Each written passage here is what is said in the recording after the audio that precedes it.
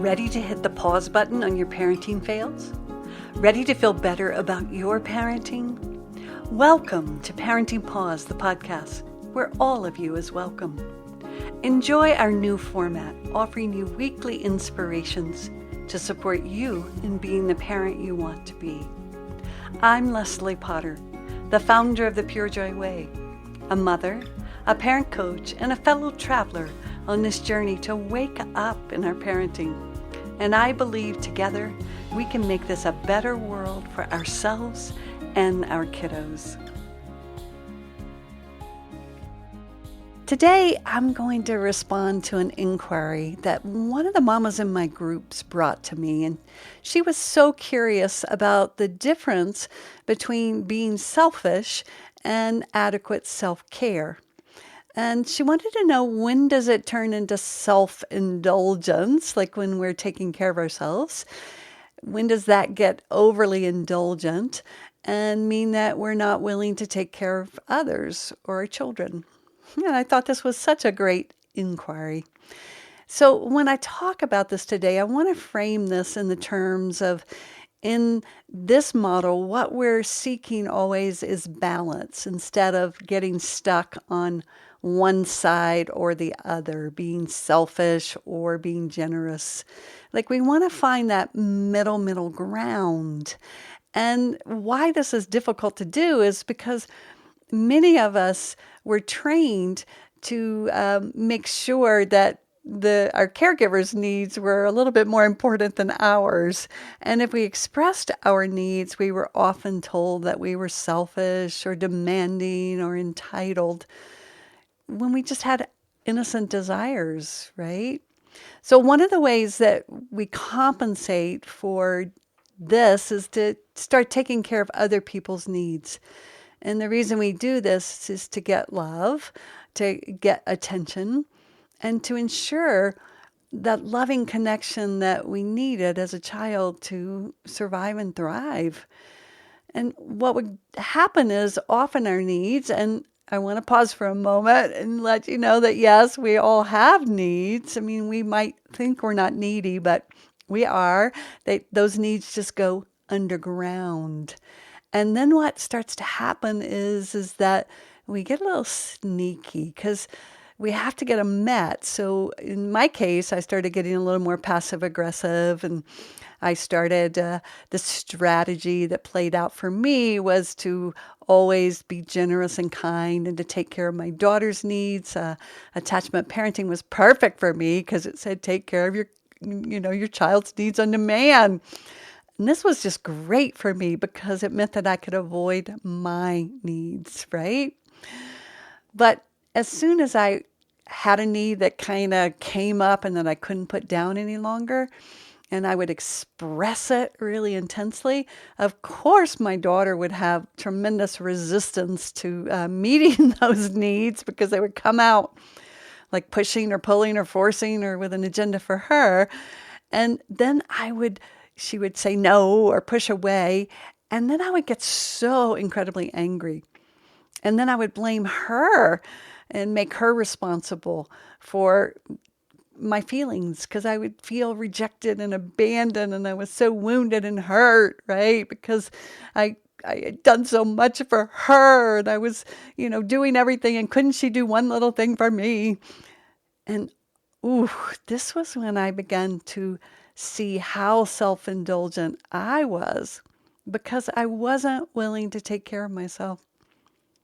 But when I looked deeper, I realized that what was actually happening was I wasn't willing to feel all the feels that would come up when I did take care of myself. Because I felt self-indulgent, I felt selfish, abandoning, rejecting of her.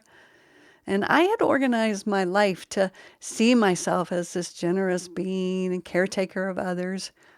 So it was really hard to feel like in some way I was taking something away from my daughter by setting healthy personal boundaries to honor my needs. Well, when I wasn't willing to tolerate those intense feelings, I compensated by taking care of her needs, and then got mad at her when she didn't take care of mine. Now you can see as I say this, you probably can see this, and I couldn't at the time, but I really realized that I had a part in this dynamic. I was setting my daughter up by being so kind and loving and taking care of all her needs on demand, but I wasn't willing to attend to myself or to make my needs important. So actually, I was abandoning and rejecting myself. She wasn't abandoning and rejecting me. This was a self-aggression on myself. Now, some of you might be saying, well, but our little ones have needs and, we got to take care of them. And yes, their needs are much more present and in the moment than ours. And yeah, we got to attend to them. But so it's not like we drop them attending to our needs in the moment. We attend to theirs. But often what happens is we sacrifice our longer term needs because honestly, we get so much satisfaction, or I did, out of being able to take care of my child's needs.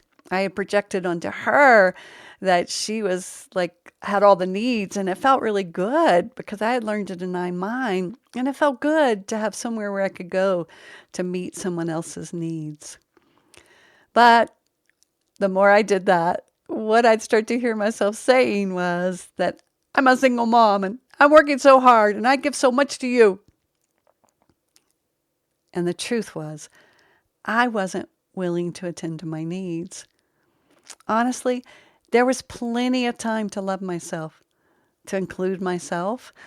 And yet I had this habit of not doing that because it brought up so many intense feelings that I'd learned to repress. And I had begun to believe that those feelings were dangerous.